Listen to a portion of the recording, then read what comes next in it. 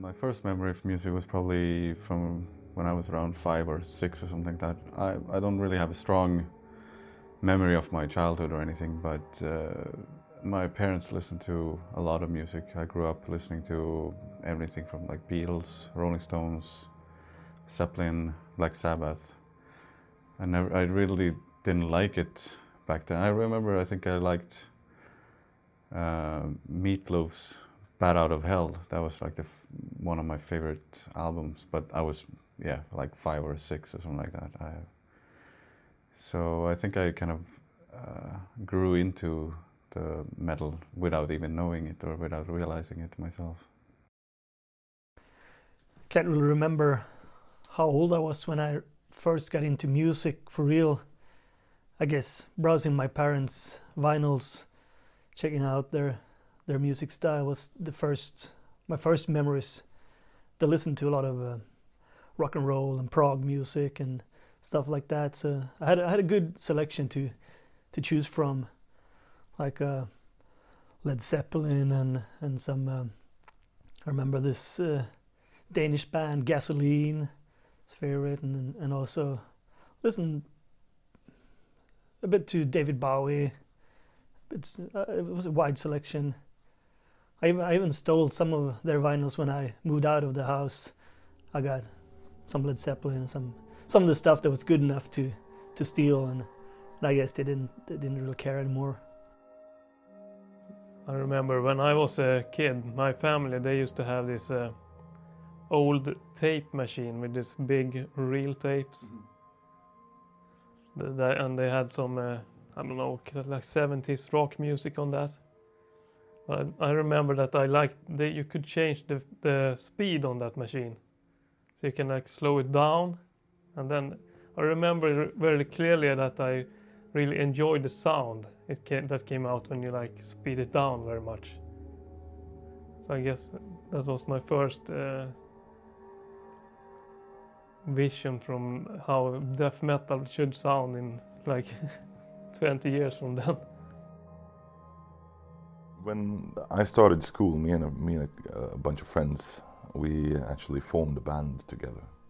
So that was one of my first dreams, was to be in a band.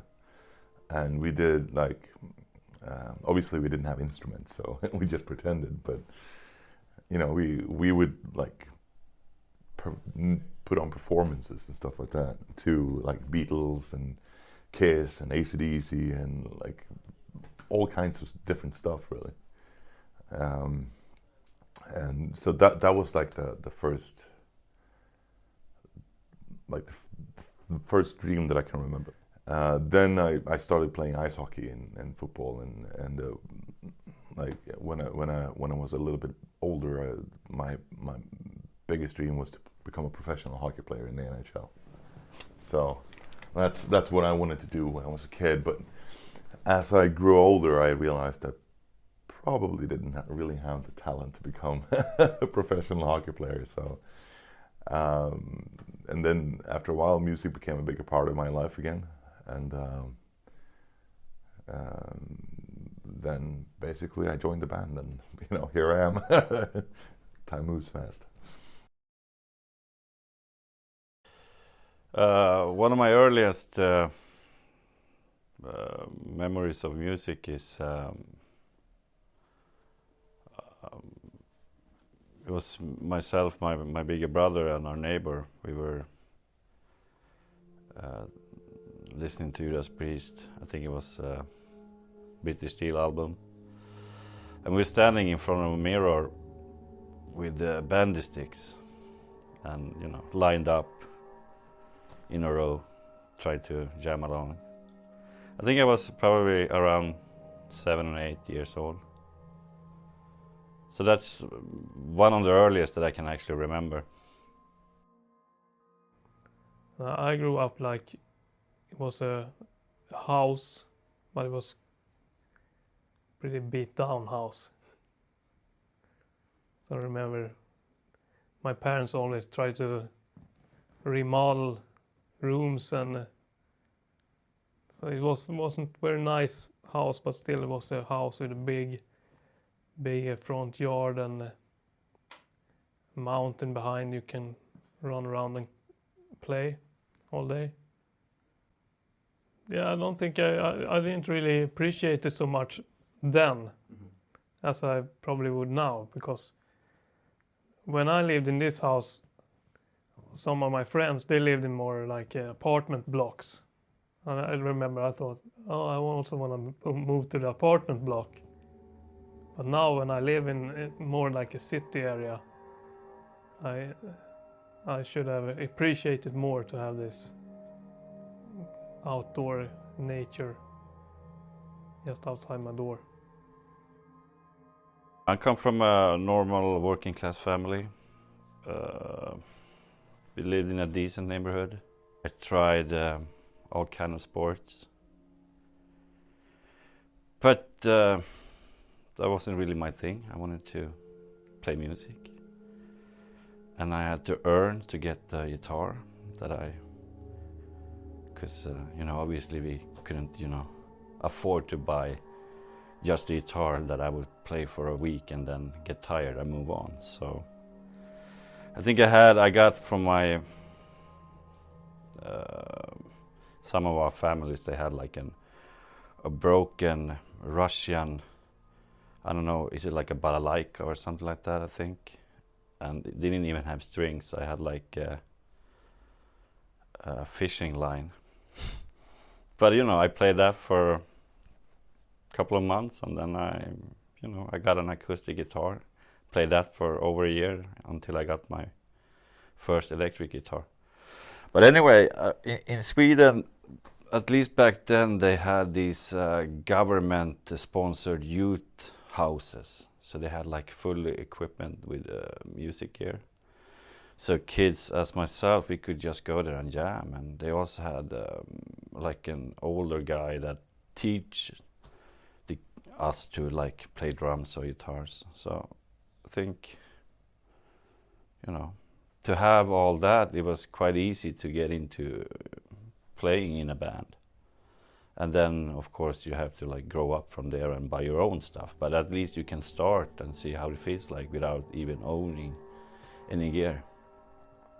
So I think we had it pretty good in Sweden, at least when I was young in the 80s.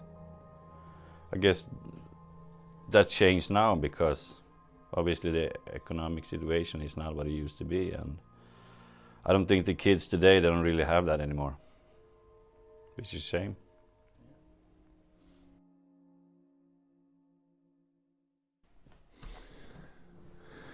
Well, the band was spawned out of another band that Olavi formed in 1988, I think, called Scum.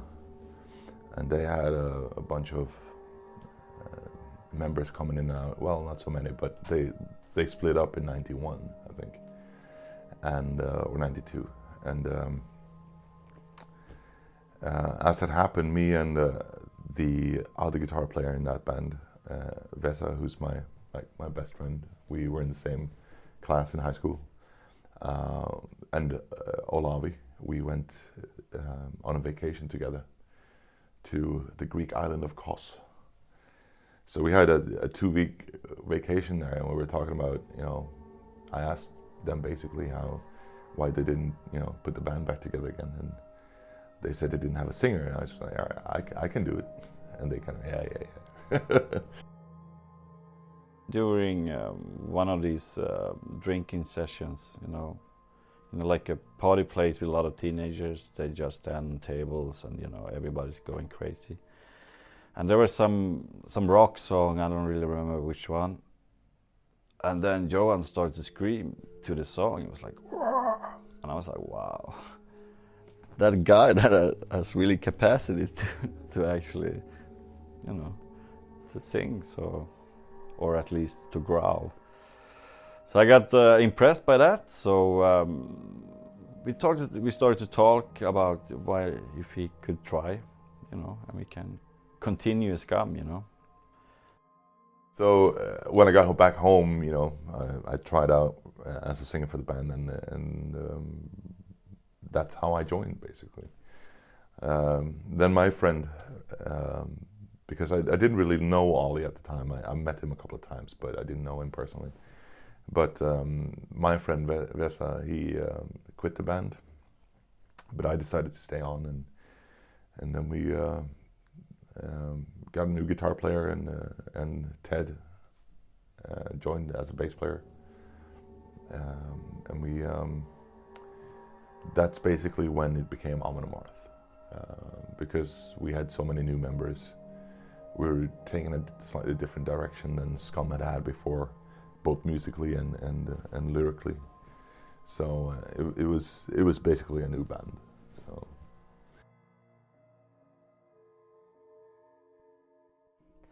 the early days of the band was quite tough sometimes, you know, when we still had our full-time jobs, and of course you love the music, so that's why you do it. But after a while, you know, you spend all your vacation you got from work, you spend on going to shows and stuff, and you know, after work you went straight to rehearsal for several hours, and your girlfriend was waiting at home, and you just want to go home. Sometimes it could be very, very annoying, you know, but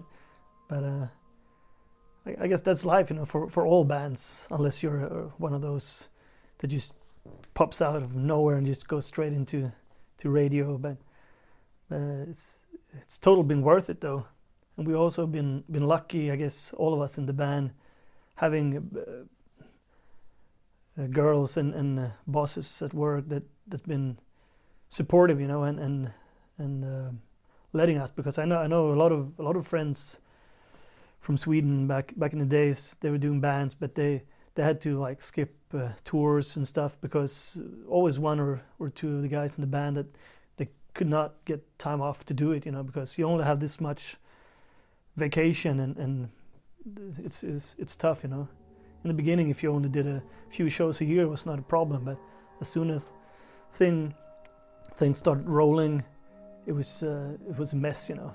So it was a lot of sleepless nights, you know, going to work knowing that you had to ask for more vacation from the boss, and you knew that he would be a bit annoyed. But I mean, it worked out, and we got to the point where we could finally skip our jobs, all of us, and start doing this full time, and that was a great relief, you know. So now when I have time off, it's vacation. I didn't have like summer vacation for maybe 5 or 6 years in a row, you know. That's tough.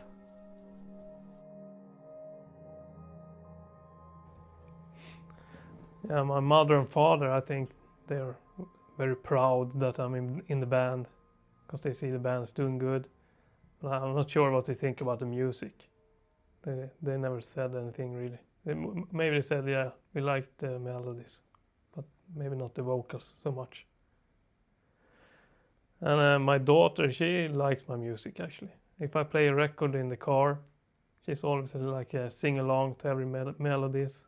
We bought this digital drum kit, so I tried to learn her some basic drum rhythms, and I can play maybe a Judas Priest riff or something together with her.